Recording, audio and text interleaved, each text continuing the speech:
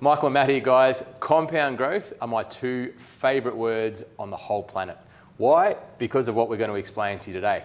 Louis, you're the numbers man. What is compound growth? It's really complex. It's growth on growth. Right, so the longer that you hold something, you can handle that? the longer that you hold something, the bigger it gets. Absolutely. All right. While you get your calculator out to show everyone how they can calculate compound growth, I'm going to explain it in really, really simple terms.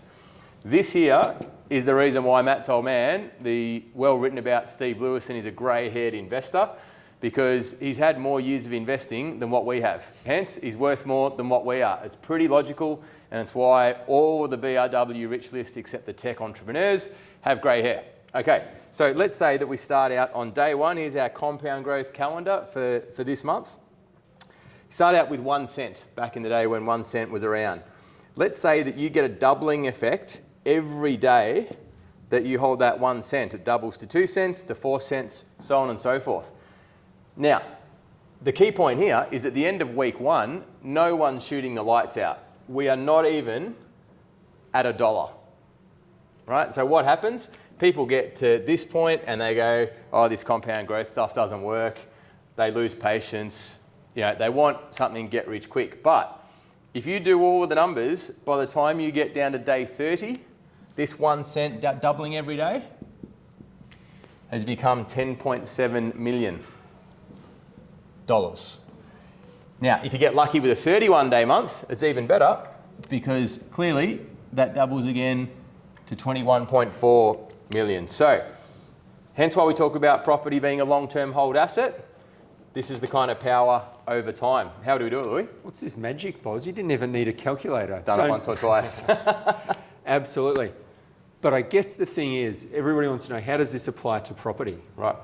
So if you're thinking about compound growth, now what's better than compound growth on your money? What's better than compound growth on your money? Compound growth on a property, because you got leverage. Somebody else's money, that's right. If you get the growth on somebody else's money, even better. And that's a great thing about property. You put down the deposit, the bank puts down the rest of the money, but you capture 100% of the compound growth. So it's not only why we love compound growth, but also leverage, using other people's money to our advantage. So for the newbies out there, let's say that you're looking at a $600,000 property. What Matt's talking about here, right, is that the $100,000 might be your money. That's the deposit and costs. The $500,000 is the rest. That's the loan or the bank's money. But you don't get growth on $100,000. You get growth on $600,000.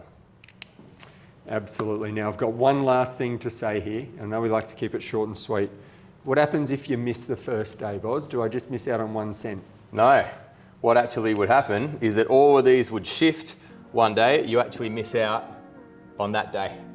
Hence why we talk about don't ever wait, buy when you can, don't try and read the market, because if you get it wrong, it's a pretty big impact. Buy when you can, be in from the start, play the long game. We'll see you next time.